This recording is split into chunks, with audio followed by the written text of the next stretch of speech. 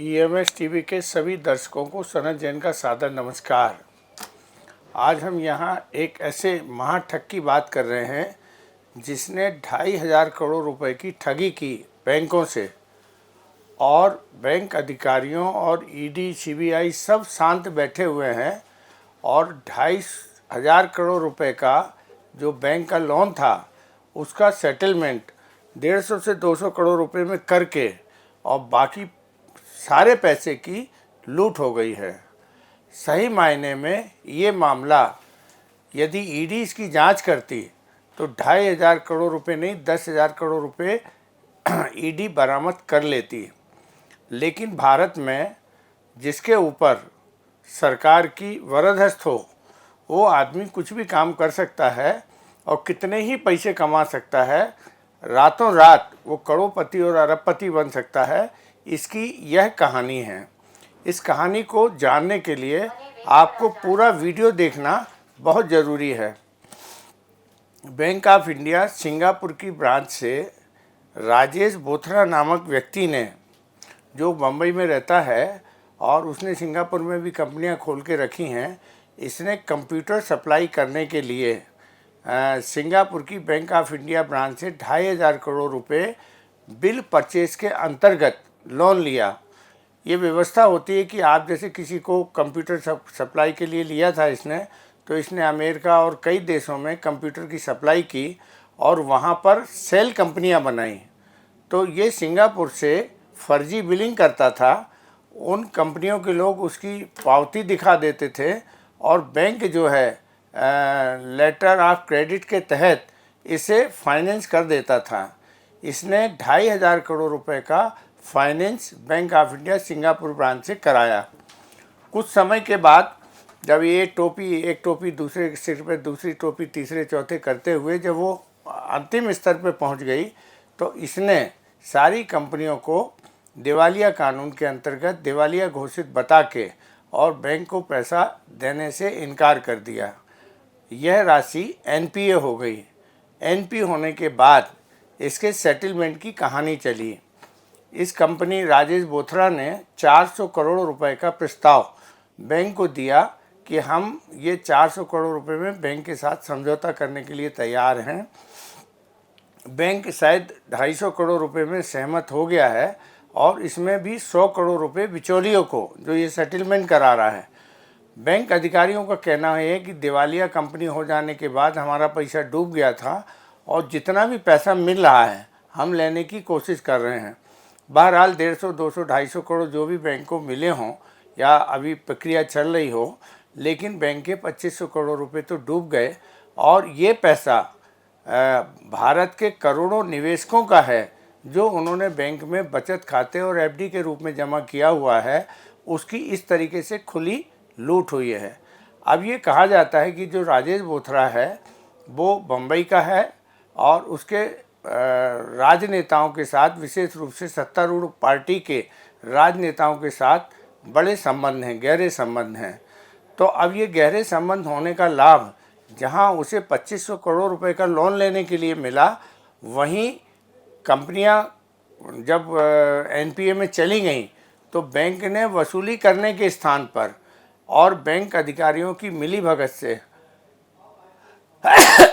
और नेताओं की मिलीभगत से इस 2,500 करोड़ की ठगी किस तरीके से की गई है, इसको आप अंदाज लगा लें कि बैंक ने इस मामले की जांच उसे सीबीआई या ईडी को करने के लिए बोलना चाहिए था, उसकी शिकायत करनी चाहिए थी, जो बैंक ऑफ इंडिया के अधिकारियों ने नहीं की। और यदि ये शिकायत नहीं की है तो निश्चित रूप से 100 करोड़ रुपए से ऊपर के इस तरह के लोन की मॉनिटरिंग खुद वित्त मंत्रालय करता है। तो वित्त मंत्री ने इसकी मॉनिटरिंग क्यों नहीं कराई, या वित्त मंत्री ने अपने लेवल पे इसकी जांच क्यों नहीं कराई, ये भी एक सवाल बनता है। ईडी 100 करोड़ रुपए का मामला शराब घोटाले का दिल्ली सरकार के ऊपर 2 साल से सारी शक्ति उसमें लगा रही है, लेकिन मनी ट्रेल में अभी तक वो 1 रुपया भी कहीं से जब्त नहीं कर पाई है। जबकि इस केस में, राजेश बोथरा वाले केस में, सिंगापुर की ब्रांच से पैसा गया, वो पैसा फिर वापस आया, फिर ये पैसा सेल कंपनियों के माध्यम से भारत में आया है, भारत में निवेश हुआ है, इस बात के प्रमाण हैं। और इसने भारत की स्टार्टअप कंपनियों में ये पैसा ऐसे घुमा के रोटेट करके और यहाँ पर निवेश कर दिया है। मतलब उसने 2,500 करोड़ से अभी तक 5-10 हज़ार करोड़ रुपए कमा लिए होंगे, लेकिन बैंक को 2,500 करोड़ का चूना लगा दिया। और इस चूना लगाने के बाद भी भारत सरकार का जो वित्त मंत्रालय है, जो 100 करोड़ रुपए से ऊपर के लोन की हर महीने मॉनिटरिंग करता है, उसने भी अपनी तरफ से यदि ईडी को या सीबीआई को मामला नहीं दिया है तो यह भी एक करप्शन का केस है कि जब वित्त मंत्रालय के अधिकारियों को भी मालूम था कि ये इस तरीके की धोखाधड़ी की गई है, और जबकि सारे ऑनलाइन ट्रांजैक्शन हो रहे हैं, मनी ट्रेल कहाँ से निकल के कहाँ गई थी, कहाँ से कहाँ आई, कहाँ से कहाँ आई, ये सब वित्त मंत्रालय के पास और रिजर्व बैंक के पास सारा रिकॉर्ड है।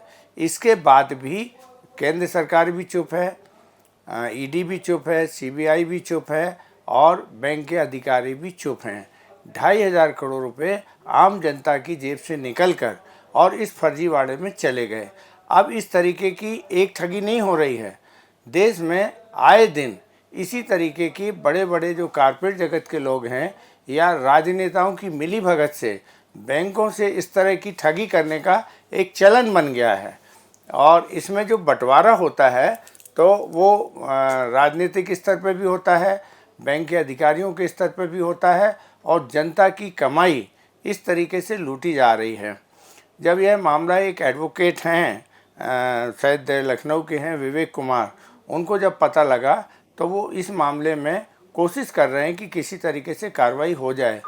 लेकिन ये चिंता का विषय है कि भारत में करोड़ों लोगों ने जो पैसा अपना बैंकों में बचत खाते में और एफडी के रूप में निवेश किया है, जिस तरह से उसकी होली खेली जा रही है कि वो इस तरीके से लोन दिए जा रहे हैं, उसमें एक पैसे की भी सिक्योरिटी नहीं है।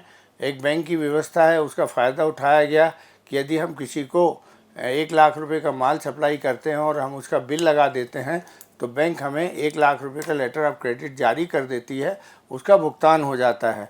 तो ये माना जाता है कि व्यापार करने के लिए आपने किसी को सप्लाई की है, इसका पैसा 30 दिन 60 दिन के बाद आएगा और बैंक को में ब्याज के वो पैसा वापस मिल जाएगा। लेकिन ये 2,500 करोड़ रुपए की ठगी लगातार होती रही और बैंक के अधिकारी आंख बंद करके उसे पैसे पे पैसे देते रहे और पूरा का पूरा पैसा बैंक का डूब गया। ये बात इसलिए बहुत ज़रूरी है कि आम जनता को यदि खुद सजग नहीं होगी तो आपका जो पैसा है वो बैंकों से, शेयर बाज़ार से और वित्तीय फाइनेंस कंपनियां जो हैं इसी तरह से आपके लूटती रहेंगी और आपके कई सालों की जीवन भर की कमाई को लूटने का काम ये बैंक कर रहे हैं। और इसमें जनता को भी सजग होना पड़ेगा, जनता को भी दबाव बनाना पड़ेगा कि बैंक अधिकारी और सरकार इस तरह की ठगी के मामले में सजग हो। और जिस मामले में कानून बना हुआ है और अभी राजनेताओं के ऊपर लागू हो रहा है, वो आरोपों के आधार पर ईडी इतनी बड़ी बड़ी जांच करती है, लेकिन जहां आरोप के साथ साथ सबूत हैं कि इस आदमी ने इतनी भारी गड़बड़ी की है और इस तरीके से बैंक का पैसा घुमा के और उसने बैंक के साथ धोखाधड़ी की है, ऐसे अपराधियों पर यदि कोई कार्रवाई नहीं हो रही है तो केंद्रीय प्रवर्तन निदेशालय के अधिकारी, सीबीआई के अधिकारी और फाइनेंस मिनिस्ट्री भी इसके लिए जिम्मेदार है और इसको जिम्मेदार ठहराया जाना चाहिए। यदि ये जिम्मेदारी तय नहीं की गई तो इसी तरीके की ठगी चलती रहेगी। और अभी तक जो भी लोग बैंक से धोखाधड़ी करके या तो देश से भाग गए हैं, विदेशों में उन्होंने शरण ले ली है, आज तक कोई भी एक धोखाधड़ी करने वाला आदमी वापस नहीं आया है, सरकार उसे वापस नहीं ला पाई है। तो इससे अब सरकार की अलोकप्रियता भी बहुत हो रही है कि सरकार बड़े बड़े जिनको लोन मिलते हैं उनके ऊपर कोई कार्रवाई नहीं करती है और लाख 2 लाख 10,000 20,000 रुपये के लोन वालों के मतलब इस तरीके से सख्ती करती है कि वह फांसी लगाने के लिए मजबूर हो जाते हैं। तो ये जो दोहरा रवैया है, दोहरे कानून हैं, गरीबों के लिए अलग और बड़े बड़े धन्ना सेठों के लिए अलग। बड़े बड़े धन्ना सेठों को बैंक लूटने की पूरी सुविधा मिली हुई है और जो वास्तव में गरीब आदमी जो अपनी सिक्योरिटी रखता है, अपने घर मकान गिरवी रख के और बैंक से लोन लेता है, और यदि वो एक दिन भी लेट हो जाता है तो उसके ऊपर नीलामी की कार्रवाई फलाना ठिकाना सब हो जाती है। लेकिन ये जो बड़े बड़े जो कर्जे दिए जा रहे हैं, और सभी कर्जे या तो माफ़ हो जा रहे हैं या इस तरीके से उन्हें सेटलमेंट करके दिवालिया कानून का फ़ायदा दिलाकर और उनके ऊपर कोई कार्रवाई नहीं हो रही है, तो इससे जनता का विश्वास भी आने वाले समय में व्यवस्थाओं के ऊपर नहीं रहेगा, और राजनेताओं के ऊपर या अधिकारियों के ऊपर एक जो जनता का विश्वास घट रहा है वो बड़ी चिंता का विषय है। और जनता की जो जमा पूंजी है वो तो खतरे में पड़ ही गई है। अभी शेयर बाज़ार में एक दिन में 2200 अंकों की गिरावट आई और 15 लाख करोड़ रुपए निवेशकों के डूब गए। अब इसमें भी बैंकों का बहुत बड़ा पैसा निवेश था, बैंकों के भी पैसे डूबे हुए हैं। तो जैसे 2008 के जब अमेरिका में आर्थिक मंदी आई थी और सैकड़ों बैंक दिवालिया हो गए थे, लगभग वही स्थिति भारत की भी बनने जा रही है। यह चिंता का विषय है। और यह जो लूट है ये यदि सरकार की वरद हस्त में उसमें हो रही है तो ये और भी खतरनाक बात है। इसको सभी लोगों को इसमें ध्यान देना होगा, अन्यथा ये पैसा आपका इसी तरीके से लुटता रहेगा। आप जीवन भर कमाइए, एक दिन चोर डकैत इस तरीके के ठग आएंगे और आपके पूरे जमा पूंजी पे झाड़ू लगाएंगे और आगे बढ़ जाएंगे। नमस्कार।